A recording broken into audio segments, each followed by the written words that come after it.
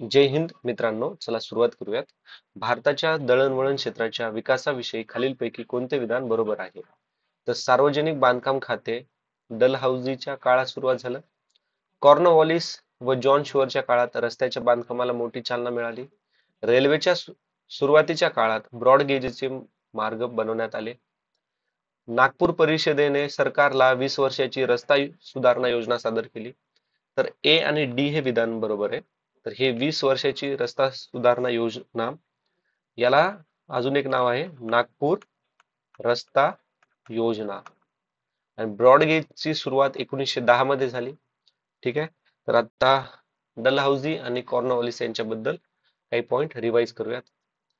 Cornwallis 1786 ते 1793, याच्या कालखंडात तिसरं म्हैसूर वॉर चालू झालं होतं 1790 ते 92.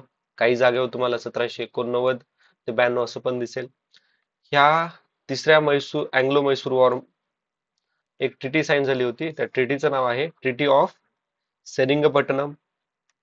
केव्हा साईन झाली होती? 1792 ला. या ट्रिटी ऑफ सेरिंगपट्टणम मध्ये टिपू सुलतानला त्याचे 2 मुलं ब्रिटिशरांच्या हवाले करावी लागली होती. परमनंट सेटलमेंट बेंगालमध्ये इंट्रोड्यूस करण्यात आली होती 1793 ला. कॉर्नवॉलिसने श्रीमद भगवत गीता याचं इंग्लिशमध्ये ट्रान्सलेट करून घेतलं होतं. डलहौसीचं राहिले आता आपण. ठीक आहे. डलहौसी 1848 ते 1856. याच्या कालखंडात दुसरं अँग्लो सिख वॉर 1848 ते 1849 पर्यंत चाललं. याने लोअर बर्मा काबीज केला 1852 मध्ये. 1848 मध्ये याने डॉक्ट्रिन ऑफ लॅप्स इंट्रोड्यूस केली होती. आणि 1857च्या उठाव होण्यामागे खूप सारे कारण होते. त्याच्यातलं एक कारण आहे डॉक्ट्रिन ऑफ लॅप्स. 1854 मध्ये त्याने वुड्स डिस्पॅच याची सुरुवात केली. याला फादर ऑफ इंडियन रेल्वे असं म्हणतात. फादर ऑफ इंडियन रेल्वे, कारण की याच्या काळात 1853 मध्ये बॉम्बे टू ठाणे पहिली रेल्वे धावली होती. याने विधवा पुनर्विवाह ऍक्ट 1856 मध्ये इंट्रोड्यूस केला. विधवा पुनर्विवाह कायदा. 1854 मध्ये याने पहिली टेलिग्राफ लाईन कलकत्ता ते आग्रा इथपर्यंत टाकलेली आहे. ठीक आहे. याला मेकर ऑफ मॉडर्न इंडिया असं पण म्हणतात. मेकर ऑफ मॉडर्न इंडिया असं कोणाला म्हणतात असं जर प्रश्न विचारला तर डलहौसीला म्हणतात, असं लक्षात ठेवा. ठीक आहे. आणि सार्वजनिक बांधकामाची सुरुवात यानेच केली होती. आता प्रश्न क्रमांक 27 बघा. हा जो आपण पेपर डिस्कस करतोय ते 2022 चा आहे, सेट नंबर ए. आता हा 27वा प्रश्न बघा. आणि याच्या आधी आपण हा प्रश्न डिस्कस केला होता बघा, 4-5 व्हिडिओच्या आधी बघितला असेल तुम्ही. हा 2021 चा प्रश्न आहे. आता हा प्रश्न तुम्ही वाटलं तर पॉज करून बघा आणि त्याच्यानंतर हा प्रश्न पॉज करून बघा. किती सिमिलॅरिटी आहे ह्या प्रश्नामध्ये, का पूर्ण प्रश्न सिमिलर आलेला आहे बघा. ठीक आहे. तुम्ही हे जज करू शकतात. आता आपण याचं उत्तर पाहूयात. 1890 मुंबई गिरणी कामगार संघटना कोणी सुरू केली होती? मुंबई गिरणी कामगार संघटना नारायण मेघाजी लोखंडे यांनी केली होती 1890 मध्ये. त्याच्या आधी त्यांनी 1884 मध्ये गिरणी कामगार संघटना याची सुरुवात केली होती. ओके, गिरणी कामगार संघटना. आणि 1890 मध्ये मुंबई गिरणी कामगार संघटना याची सुरुवात केली होती. ठीक आहे. थोडं शब्दामध्ये खेळू शकतो एक्झामिनर. नारायण मेघाजी लोखंडे यांना काय म्हणतात? तर father of trade union movement of India असं म्हणतात. नारायण मेघाजी लोखंडे यांनी एक दीनबंधू म्हणून न्यूजपेपर होता. ह्या न्यूजपेपर मध्ये कामगारांची काय परिस्थिती आहे याच्याबद्दल लेख लिहिण्यासाठी सुरुवात केली, लोकांमध्ये अवेअरनेस करण्यासाठी सुरुवात केली. दीनबंधू हे न्यूजपेपर कोणी चालू केलेलं होतं? तर हे न्यूजपेपर चालू केलेलं आहे कृष्णाराव पांडुरंग भालेकर यांनी. ठीक आहे. आणि दीनबंधू हे सत्यशोधक समाज ज्याची सुरुवात 1873 मध्ये ज्योतिबा फुले यांनी केलेली होती. ठीक आहे. आणि नारायण मेघाजी लोखंडे हे सत्यशोधक समाजाचे ऍक्टिव्ह मेंबर होते. ठीक आहे. आता दुसरा बघा, 1918 Ahmedabad textile labour association, Mahatma Gandhi आणि त्यांच्यासोबत कोण होते अजून, अनुसय्या साराभाई. ठीक आहे. 1918 मद्रास लेबर युनियन, तर मद्रास युनियन बीपी वाडिया हे होते 1918. आणि ही मद्रास लेबर युनियन भारतातली पहिली लेबर युनियन होती. भारतातली, ओके, भारतातली म्हणले मी तर. 1920 मध्ये All India Trade Union Congress, Lala Lajpat Rai. आता ऑल इंडिया ट्रेड युनियनचे फाउंडिंग मेंबर कोण कोण आहेत? ऑल इंडिया ट्रेड युनियनचे लाला लजपत राय, लोकमान्य टिळक, त्याच्यानंतर बीपी वाडिया हे पण त्याचे मेंबर आहेत. ठीक आहे. अजून एन जोशी, दिवान चमनलाल. ठीक आहे. आणि अजून एक नाव लक्षात ठेवा, जोसेफ बॅप्टिस्टा. ओके, बॅप्टिस्टा. पुढचा प्रश्न आता डिस्कस करूयात.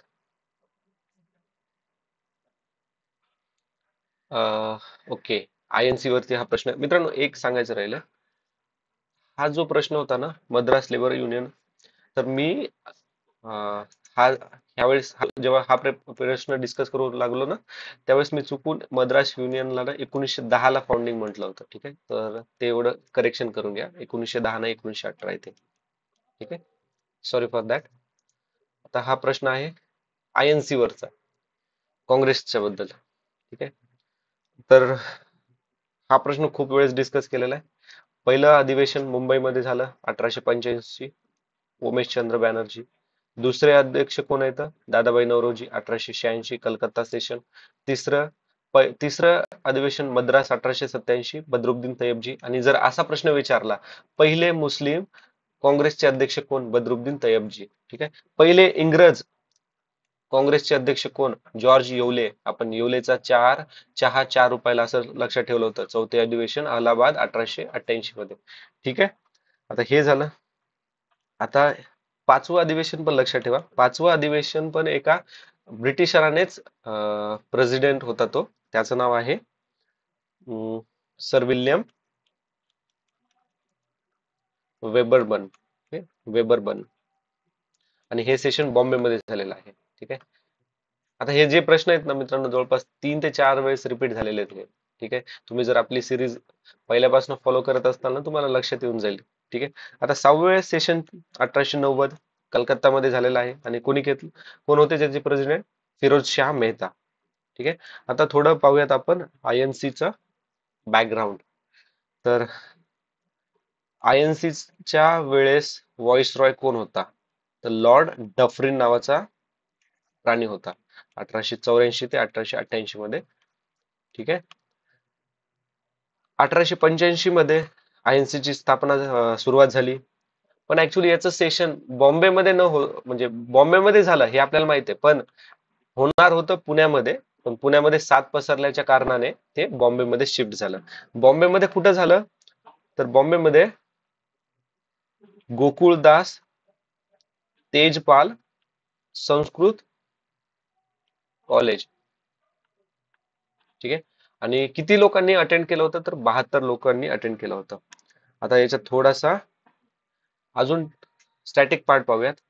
जो ए.ओ. ह्यूम आहे ना, तर याला म्हणतात father of INC. Okay, father of Indian National Congress. पहिल्या आयएनसीचं जे सेशन झालं होतं त्याचे सेक्रेटरी कोण होते? तर हा ए.ओ. ह्यूमच होता. ठीक आहे. आता ऍक्च्युली ना हे आयएनसी नाव, तर ए.ओ. ह्यूम याने काँग्रेसचं ऍक्च्युली नाव ठेवलं होतं इंडियन नॅशनल युनियन. पण दादाभाई नौरोजी यांनी याला चेंज करून इंडियन नॅशनल काँग्रेस असं नाव बनवलं. आणि काँग्रेस हा शब्द त्यांनी युएसएच्या कॉन्स्टिट्यूशन मधून घेतलेला होता. ठीक आहे. आता पुढचा प्रश्न आपण डिस्कस करूयात. 1847. आता बघा इथं रेल्वे सुरू करायची अशी मागणी प्रथम केली होती. आपण पाहिलं की पहिली रेल्वे सुरू केली 1853 मध्ये. ओके, डलहौसीच्या काळामध्ये, मुंबई ते ठाणे. पण आता त्याचं बॅकग्राऊंड बघायचं आहे आपल्याला. तर आता लक्षात ठेवा, ईस्ट इंडिया कंपनी आहे. ओके, ते काही पण करण्याच्या आधी काय असणार, ब्रिटिश संसदेमध्ये काहीतरी कायदा ठरवणार, कायदा पास होणार.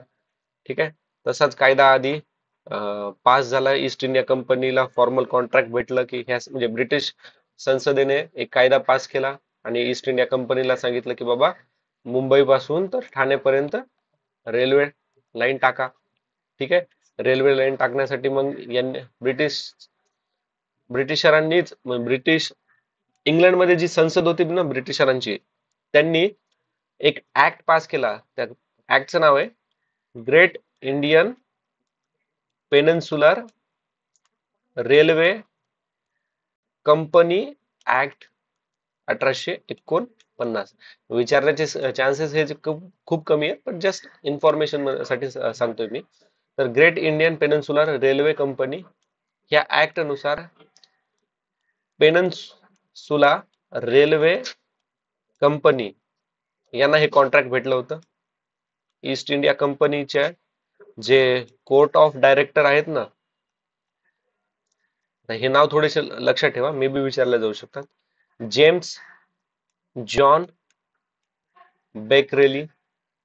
ओके, हा होता चीफ इंजिनियर या प्रोजेक्टचा. ठीक आहे, आणि त्याला असिस्ट करणारे कोण कोण होते, त्याला मदत करणारे, एक होता चार्लस आणि दुसरा होता रॉबर्ट. एवढंच लक्षात ठेवा, बाकी यांचे फुल नाव लक्षात ठेवायची गरज नाही. तर याच्यामध्ये आपल्याला काय म्हटलंय की डिमांड कोणी पहिल्यांदा मांडली होती, तर डिमांड मांडली होती ब्राईट याने. ठीक आहे, आणि डिमांड पहिल्यांदा ह्या ब्राईटने मांडली. त्याच्यानंतर ह्या संसदमध्ये कार्यवाही झाली. कार्यवाही झाल्यानंतर मग ऍक्ट पास करण्यात आला. ऍक्ट पास करण्यानंतर मग कोणत्या कंपनीला द्यायचं हे डिसाईड झालं असेल, वगैरे वगैरे. ठीक आहे, तर आता पुढचा प्रश्न पाहूयात. 1935च्या भारत शासन कायद्याद्वारे कोणती संस्था स्थापनेची तरतूद केली? तर ठीक आहे, ह्या 1935च्या कायद्यामध्ये फेडरल रेल्वे आणि आरबीआय तर आपण कितीतरी वेळेस डिस्कस केलेलं बघा, आरबीआय. ठीक आहे, तर ACABC ऑप्शन नंबर 2 याचं उत्तर आहे. ठीक आहे, आता 1935च्या गव्हर्नमेंट ऑफ इंडिया ऍक्ट मध्ये अजून काय काय गोष्टी करण्यात आल्या होत्या, तर बघा, रिझर्वेशन देण्यात आलं होतं कोणाला, स्त्रियांना रिझर्वेशन प्रोव्हाइड करण्यात आलं होतं. सेपरेट इलेक्टोरेट सुरू करण्यात आलं होतं. Schedule caste, schedule tribe, Muslim community. पुन्हा मुस्लिम कम्युनिटीला तर खूप आधी चालू केलं होतं. ठीक आहे, सेपरेट इलेक्टोरेट चालू केलं झालं होतं विमेनसाठी, SC ST कॅटेगरीसाठी आणि वर्कर्स कॅटेगरीसाठी पण. त्याच्यानंतर बाय कॅमरल लेजिस्लेचर चालू केलं. ऑटोनॉमी दिली कोणाला, इंडियन प्रोव्हिन्सेसला. ठीक आहे, अशा काही गोष्टी 1935च्या कायद्यामध्ये झालेल्या होत्या. पुढचा प्रश्न आहे आता बघा हा. ब्रिटिशांच्या व्यापारवादी अर्थव्यवस्थेला खालीलपैकी कोणता उद्दिष्ट होता? यांचा फक्त एकच उद्दिष्ट होता, जास्तीत जास्त नफा. ऑप्शन नंबर किती, ऑप्शन नंबर काय याचं, ऑप्शन नंबर 4 याचं उत्तर आहे. ठीक आहे, बी, फक्त बी. आता पुढचा प्रश्न बघूयात. डॉक्टर भाऊ दाजी लाड हे कशाचे पुरस्कर्ते होते? तर हे पुरस्कर्ते होते विधवा पुनर्विवाह. डॉक्टर भाऊ दाजी लाड म्हटलं की आपल्याला पहिल्यांदा लक्षात काय येतं, धन्वंतरी. ओके, धन्वंतरी. ऍक्च्युली त्यांना धन्वंतरी हा टायटल मिळालेलं होतं कारण की त्यांनी लेप्रसीसाठी औषध शोधून काढलं होतं. ओके, आता यांच्याबद्दल ना यांचं एक पुस्तक आहे, ते लक्षात ठेवा, श्री बालहत्या.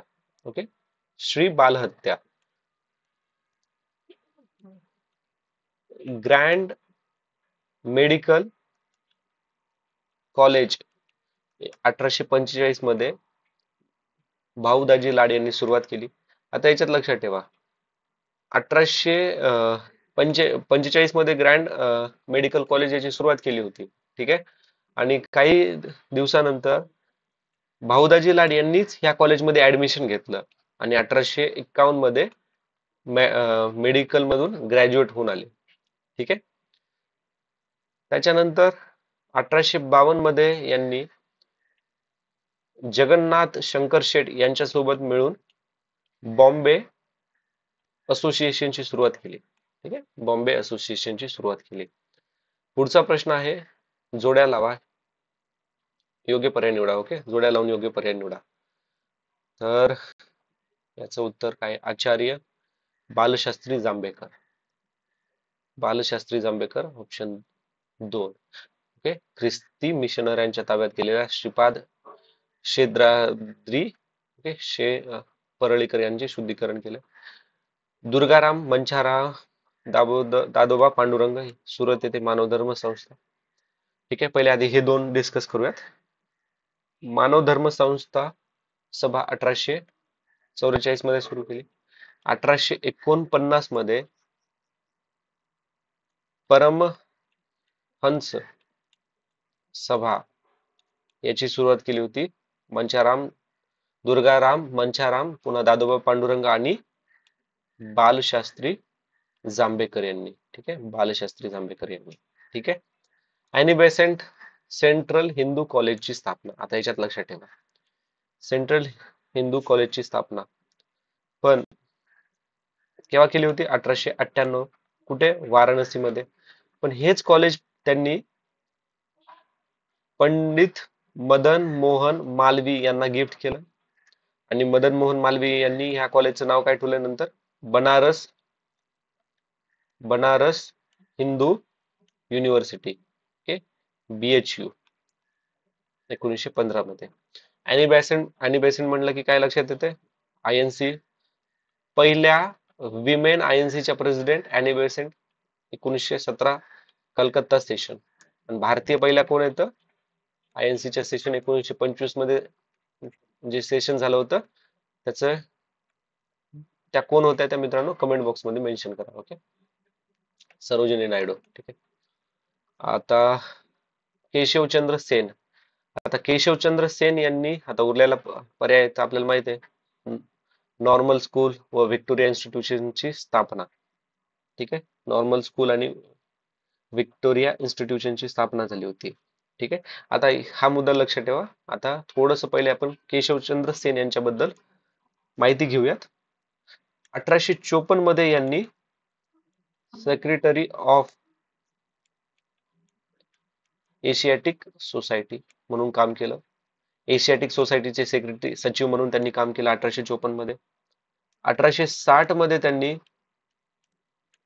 संगत सभा याची स्थापना केली आणि ह्या संगत सभा मधून त्यांनी new form of Brahmoism introduce केला होता. New form of Brahmoism. असा प्रश्न विचारला जाऊ शकतो की खालीलपैकी कोणी न्यू फॉर्म ऑफ वैष्णविझम आणि न्यू फॉर्म ऑफ ब्राह्मोइझम सुरू केला होता? तर ते केशवचंद्र सेन आहेत. हे दोन गोष्टी लक्षात ठेवा. वैष्णविझम आणि ब्राह्मोइझम नवीन फॉर्म कोणी इंट्रोड्यूस केला होता? तर केशवचंद्र सेन यांनी केलेला होता.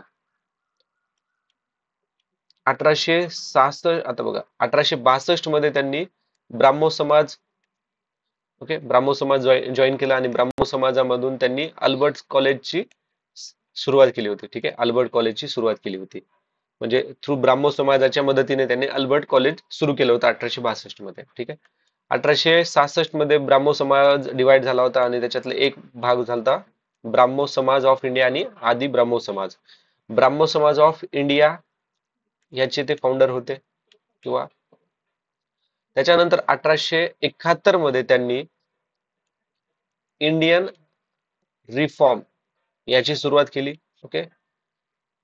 आणि 1870 मध्ये, ऍक्च्युली 1870 मध्ये त्यांनी इंडियन रिफॉर्म याची सुरुवात केली आणि 1871 मध्ये Indian reform Indian reform association बनवली होती आणि ह्या असोसिएशनच्या माध्यमातून त्यांनी 1871 मध्ये इस्टॅब्लिश केली होती normal school and Victoria institute. ठीक आहे. Normal school and Victoria institute 1871 मध्ये त्यांनी सुरुवात केली होती. ओके.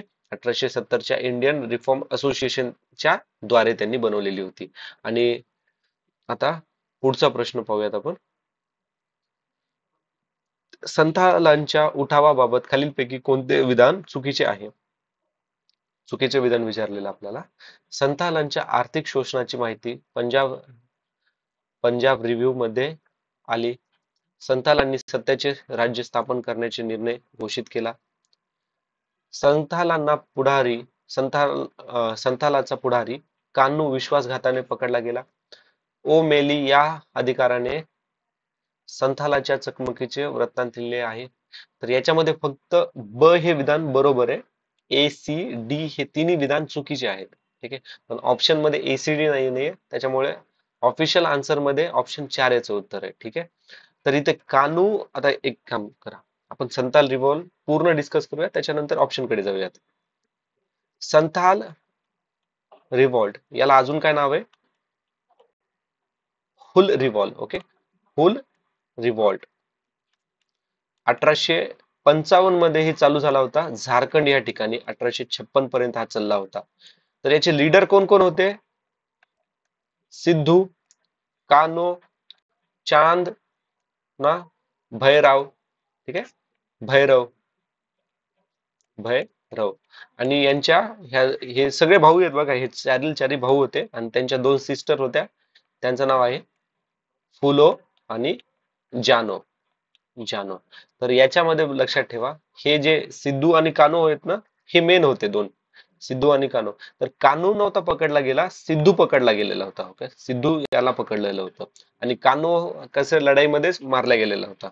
आणि हे मॅली याने नव्हतं ह्याचं डिस्क्रिप्शन केलं, तर डी बुरबेल नावाचा एक मनुष्य आहे, बॉरबेल समथिंग, बाऊर बेल, ह्या इंग्रजाने याचं वृत्तांत लिहिलेलं होतं.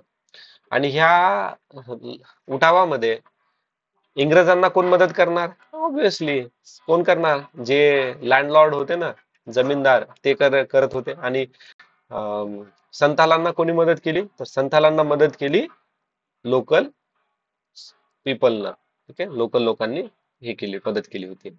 आता पुढचा प्रश्न पहा. महाराष्ट्रातील गुप्त संघटनाचे संघटन व कार्यक्षेत्र. तर श्रीधर परांजपे म्हटलं तर वर्धा आणि नागपूर, सिंदनाथ काणे यवतमाळ, दादासाहेब खापर्डे अमरावती, गंगाधर देशपांडे बेळगाव. ठीक आहे, पुढचा प्रश्न डिस्कस करूयात आता. गोपाळ गणेश आगरकर यांची वृत्तपत्रे. कोणतं विधान बरोबर आहे? केसरी, मराठा, वराडा समाचार, सुधारणा. Okay, A B C option 2 याचं उत्तर आहे. स्वराज नाहीये. केसरी न्यूजपेपर केव्हा? 1881. केसरी मराठी न्यूजपेपर आहे आणि मराठा हे इंग्लिश न्यूजपेपर आहे, टिळकांनी सुरू केलेले. तर केसरी न्यूजपेपरचे पहिले एडिटर म्हणजे गोपाळ गणेश आगरकर होते. वराड समाचार हे 1878 मध्ये अकोला या ठिकाणी सुरू केलं होतं. सुधारक 1888 मध्ये. ठीक आहे, यांचा जन्म खूप वेळेस विचारलेला आहे कुठे झालेला आहे म्हणून, तर टेंभू, सातारा. तारीख पण लक्षात ठेवा, 14 जुलै 1856. आता आपण पाहूया त्यांचे अजून काही कार्य केलेले आहेत त्याच्याबद्दल. ठीक आहे, गोपाळ गणेश आगरकर, गणेश आगरकर, व्ही चिपळूणकर, टिळक, ह्या तिघांनी न्यू इंग्लिश स्कूल 1880 मध्ये पुण्यात चालू केली. डेक्कन एज्युकेशन सोसायटी, पुन्हा फर्ग्युसन कॉलेज, फाउंडिंग मेंबर कोण आहेत? आगरकर आणि टिळक. 1882 मध्ये टिळकांसोबत आता लक्षात ठेवा, 1882 मध्ये 101 दिवस कुठे? डोंगरीच्या जेलमध्ये, डोंगरीच्या तुरुंगात, हे पुस्तक त्यांनी लिहिले. आणि ह्या पुस्तकामध्ये आगरकरांनी टिळकांसोबत जे 101 दिवस जेलमध्ये होते ना, ते एकदम विनोदी स्वरूपामध्ये त्याचं वर्णन लिहिलेलं आहे. त्यांचं एक पुस्तक आहे, लक्षात ठेवा, ते अलंकार मीमांसा. अलंकार मीमांसा. फर्ग्युसन कॉलेज त्यांनी सुरू केलं होतं.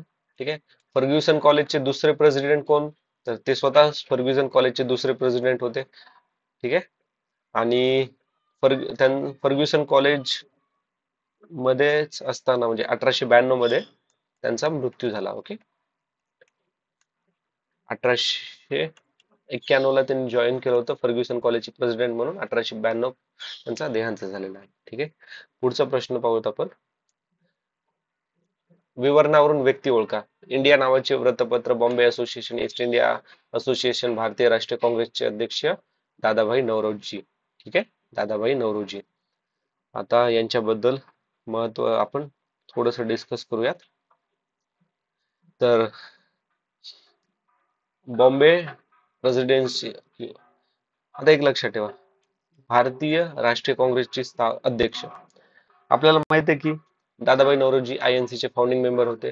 दुसरं सेशन झालं होतं जे 1886 कलकत्ता सेशन, त्याच्यानंतर 1893 मधलं लाहोर सेशन आणि 1906 मधलं कलकत्ता सेशन.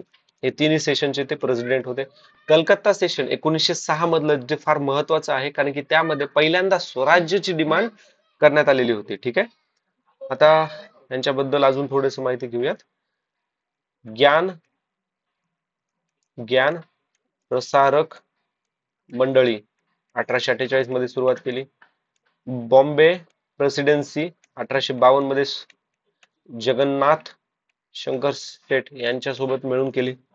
ठीक आहे, त्याच्यानंतर London Indian society 1865, London Indian society. त्यानंतर ईस्ट इंडिया असोसिएशन 1866 मध्ये.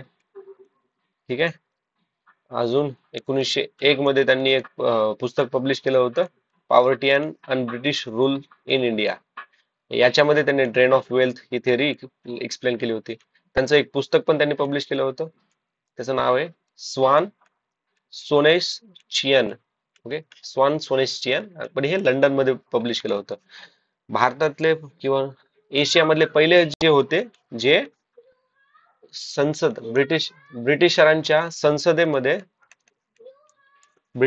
संसदेमध्ये त्यांनी काय झाले होते, MP झाले होते, तिकडले खासदार झाले होते असं म्हणता येईल. आणि त्यांनी कोणत्या पार्टीकडून तिकीट घेतलं होतं, तर लिबरल पार्टी तिकीट. ठीक आहे, लिबरल पार्टी तिकीट.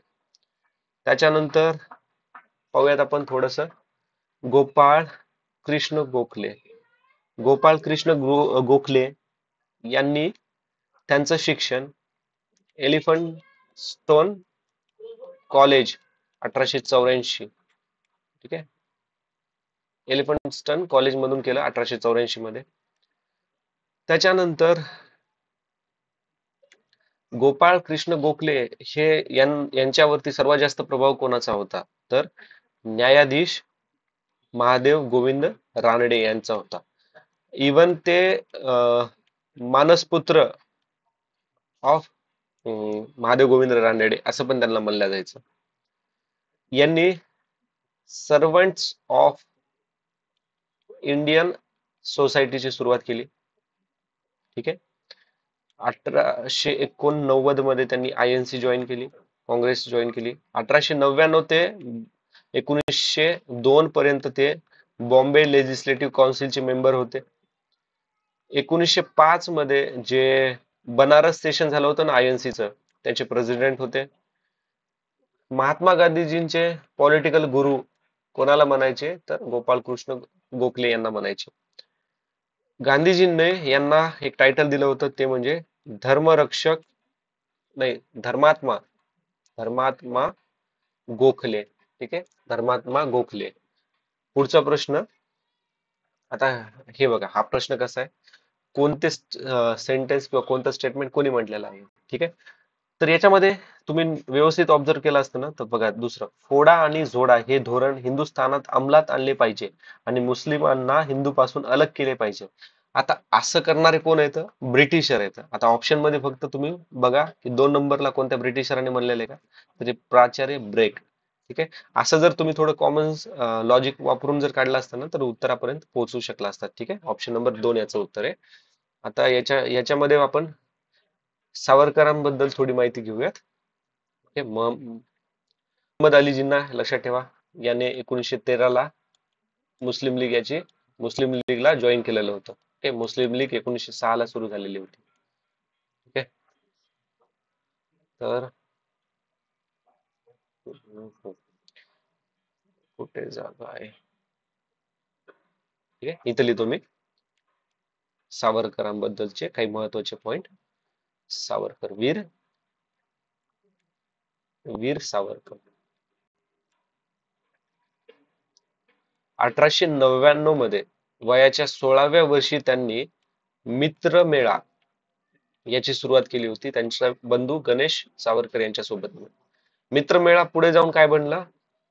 अभिनव भारत. 1906 मध्ये लंडन या ठिकाणी त्यांनी इंडियन सोसायटीची सुरुवात केली. सोसायटीची सुरुवात केली. 1937 मध्ये हिंदू महासभा अलाहाबाद स्टेशनचे ते प्रेसिडेंट होते. यांचं टोपण नाव काय आहे? तर मरहट्टा. ठीक आहे. पुस्तक बघून घेऊयात यांनी कोणकोणते पुस्तक लिहिलेत. फर्स्ट वॉर ऑफ इंडिपेंडन्स 1857चा उठावाला फर्स्ट वॉर ऑफ इंडिपेंडन्स हे पुस्तक त्यांनी लिहिलेलं आहे. पुन्हा इको फ्रॉम अंदमान यांनी एक फिलॉसॉफी दिली होती. त्या फिलॉसॉफीचं नाव काय आहे? Philosophy of Hindu. वीर सावरकर हे मेंबर होते कशाचे? इंडिया हाऊस, जे की लंडन मध्ये होतं. आणि इंडियन सोसायटी लंडन मध्ये त्यांनी 1906 ला सुरुवात केली होती. आता एक सर्वात महत्वाचं, त्यांनी रत्नागिरी या ठिकाणी एक मंदिराचं बांधकाम केलं. त्या मंदिराचं नाव आहे पतित पावन मंदिर. आणि ह्या पतित पावन मंदिरामध्ये त्यांनी सर्वांना, ओके, ऑल हिंदूज इन्क्लुडिंग दलित यांना पण एंट्री अलाउड केलेली होती त्यांनी. ठीक आहे. पुढचा प्रश्न, 1 नोव्हेंबर 1866 रोजी स्थापन केलेला ईस्ट इंडिया असोसिएशन संस्थेचा उद्दिष्ट काय होता? तर ही ईस्ट इंडिया असोसिएशन संस्था कोणी चालू केली होती? दादाभाई नौरोजी 1866. आपण जस्ट डिस्कस केलं होतं. ऍक्च्युली ह्या ईस्ट इंडिया असोसिएशन ना लंडन इंडियन सोसायटीला रिप्लेस केलेलं होतं आणि यांचं एकच काम होतं, लोक शिक्षण. ऑप्शन नंबर 3 सी फक्त. पुढचा प्रश्न आपण पाहूयात आता. बॉम्बे प्रेसिडेन्सी असोसिएशन संस्थेची स्थापना खालीलपैकी कोणी केली होती किंवा कोणी संबंधित आहेत याच्याबद्दल? तर फिरोज शाह मेहता, बद्रुद्दीन तय्यबजी, न्यायाधीश तेलंग. ठीक आहे. 1885 ला ही संस्था स्थापन केलेली होती. आणि ह्या जे हे तिघ जण आहेत ना, बद्रुद्दीन तय्यबजी, तेलंग आणि फिरोज शाह मेहता, यांना ना the three star of Bombay असं म्हणलं जायचं. ठीक आहे. द 3 स्टार ऑफ बॉम्बे असं कोणाला म्हणलं जातं असा पण प्रश्न बनू शकतो. ठीक आहे. आता ही जी संस्था आहे ना, तर ऍक्च्युली ही कशाच्या रिस्पॉन्स मध्ये बनवलेली होती? तर एक लायटन नावाचा प्राणी होता ना, ब्रिटिशर, तर लायटनच्या त्याच्या रिॲक्शनरी पॉलिसीज याच्या विरोधामध्ये, आणि एक इल्बर्ट बिल कंट्रोवर्सी झाली होती बघा 1883 मध्ये, तर त्याच्या विरोधामध्ये यांनी ही बॉम्बे प्रेसिडेन्सी असोसिएशन 1885 मध्ये सुरू केलेली होती. पुढचा प्रश्न आहे आता, महाराष्ट्र राज्यात 1911 ते 1921 दरम्यान लोकसंख्येची वाढ ऋणात्मक झाली होती. याचे कारण म्हणजे साथीच्या रोगामुळे मृत्यू दरातील वाढ. ठीक आहे. आणि 1921 यालाच काय म्हणतात बघा? तर डेमोग्राफिक डिवाइड. ठीक आहे. तर हे डेमोग्राफिक डिवाइड हे खालीलपैकी कोणत्या वर्षाला म्हणलं जातं? हे येऊ शकतं. ठीक आहे. डेमोग्राफिक डिवाइड 1921, कारण की त्यावेळेस लोकसंख्येची वाढ न होता घट झालेली होती. आणि कारण काय? साथीच्या रोगामुळे मृत्यूदरात वाढ. पुढचा प्रश्न, महाराष्ट्र राज्य कृषी बाजार मंडळीची स्थापना ही झाली होती 23 मार्च 1984. पण ऑप्शन मध्ये हे न दिल्यामुळे हा प्रश्न कॅन्सल झालेला आहे. ठीक आहे. पुढचा प्रश्न काय आहे? भारताच्या रिकामजागा या पिकाला सुवर्ण तंतू म्हणतात. तर ताग या पिकाला सुवर्ण तंतू म्हणतात. तर तागाचं उत्पादन भारतामध्ये कोणकोणत्या राज्यात सर्वात जास्त होतं? तर वेस्ट बेंगॉल, त्यानंतर बिहार, ओडिसा, आंध्र प्रदेश, मेघालया आणि त्रिपुरा या ठिकाणी. ठीक आहे. नेक्स्ट प्रश्न काय? महाराष्ट्राच्या पश्चिमेस उत्तर दक्षिण दिशेस कोणता पर्वत आहे? सर्वांना माहित आहे, सह्याद्री. ठीक आहे. 45वा प्रश्न, आता शेतीच्या व्यापारीकरणाने भांडवलदारी शेती प्रतिक्रियेला उत्तेजन मिळाले नाही. शेतीच्या व्यापारीकरणामुळे भाडे तत्वावरती वहिवाट आणि वाटे हिस्स्यामधील जमीन लागवडीचे प्रमाण वाढले. तर हे दोन्ही विधान योग्य विधाने नाही आहेत. ओके, एकच लक्षात ठेवा, ही जी व्यापार पद्धती आहे ना, सॉरी, ओके, व्यापार पद्धती, तर ही पद्धत इंट्रोड्यूस कोणी केली होती? तर ब्रिटिशरांनी इंट्रोड्यूस केली होती. ठीक आहे. कदाचित आपल्याला असा प्रश्न पण विचारला जाऊ शकतो की व्यापारीकरणात, शेतीच्या व्यापारीकरणामध्ये कोणकोणते पिकं आहेत किंवा कॅश क्रॉप कोणकोणती आहेत, नगदी पिके कोणकोणती आहेत? तर लक्षात ठेवा, कॉटन म्हणजे आपला कापूस, नीळ, त्यानंतर चहा, कॉफी, अजून कोणते, चहा कॉफी ही काय आहेत? ही कॅश क्रॉप आहेत, त्यालाच नगद पिके असे पण म्हणल्या जातं. ठीक आहे, मे बी आपल्याला विचारले जाऊ शकतात. तर ठीक आहे मित्रांनो, आता बाकीचे प्रश्न आपण नेक्स्ट व्हिडिओमध्ये डिस्कस करूयात. Thanks for watching, see you in next video. काही डाऊट असेल तर प्लीज कमेंट बॉक्समध्ये मेन्शन करा. जय हिंद, टेक केअर.